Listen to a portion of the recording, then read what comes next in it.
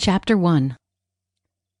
Tracy remembered what it was like to be unemployed, and she never wanted to go back to those dark, miserable, boring days. As she watched Aunt Rose and Tiffany go about their duties at In Season, a quaint flower shop in the Pacific Northwest, she was glad she had something to do. Aunt Rose had offered Tracy a lifeline when she discovered that she had been out of work for almost a year. She remembered her first few days in the shop and how she had been so close on several occasions to packing it in. The shop she stepped into on her first day as its employee looked and smelled ancient. Tracy found herself constantly comparing her new work environment with the plush settings of the investment bank she had worked in since she left college. Luxurious leather seats were replaced by wooden stools. A 36-story building was exchanged for a storefront in a busy high road. Colleagues who had multiple degrees, spoke different languages, and could point to Bucharest on a map were replaced by her dear Aunt Rose. The turning point in her outlook towards her new situation came during her third week.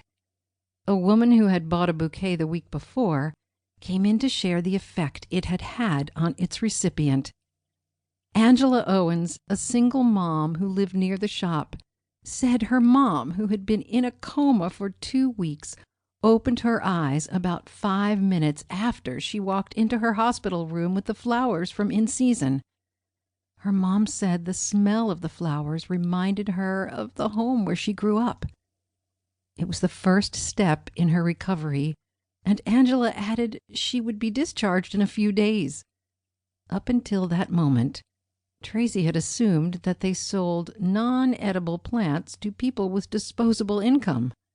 However, after Angela's testimonial, she realized that they were in the business of making memories. Good memories for the customers who walked through their doors. Inspired by that event, Tracy had thrown herself into her duties. She had suggested many big and little initiatives which her aunt, on many occasions, had reluctantly accepted. However, when Aunt Rose saw the increase in traffic and profits the shop began to attract and make, she began to cede most of the responsibility for running the shop to Tracy. As she considered the transformation that had occurred in the shop over the space of a few months, she was proud to work at In Season and serve the citizens of Fern Grove. "What are you daydreaming about, Tracy?" Aunt Rose said, wiping a bead of sweat that was forming on her forehead. Nothing," Tracy replied. "Don't tell me that. I could see that sheepish smile playing across your face," she said, putting her hands on her hips. "Oh, was I that obvious?" she said, rubbing the back of her neck. "I know what she was thinking about," Tiffany interjected. "She was thinking about Detective Warren Copeland." "Tiffany!" Tracy shouted. "There's nothing to be ashamed about. You like him, and he likes you. I want to be just like you when I grow up," she replied.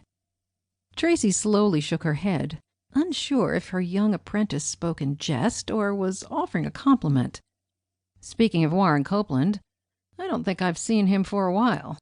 Hope everything's good between the two of you," Aunt Rose said. "It's still early days. We're both fine. He's just been a bit busy the last few weeks. There's still a lot of new and exciting things we can discover together.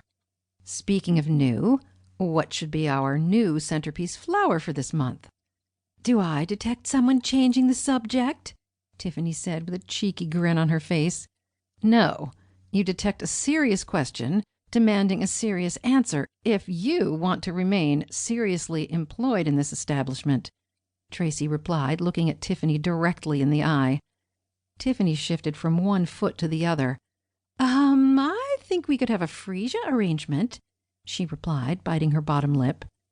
"You know, Freesia is one of those species of flowers that people know of but can't name, unlike a rose or a carnation." "Why is that?" Tracy asked. "I think it could be because other flowers like roses, carnations, lilies, daffodils, and sunflowers are just a bit more popular due to their representation in popular culture," she replied.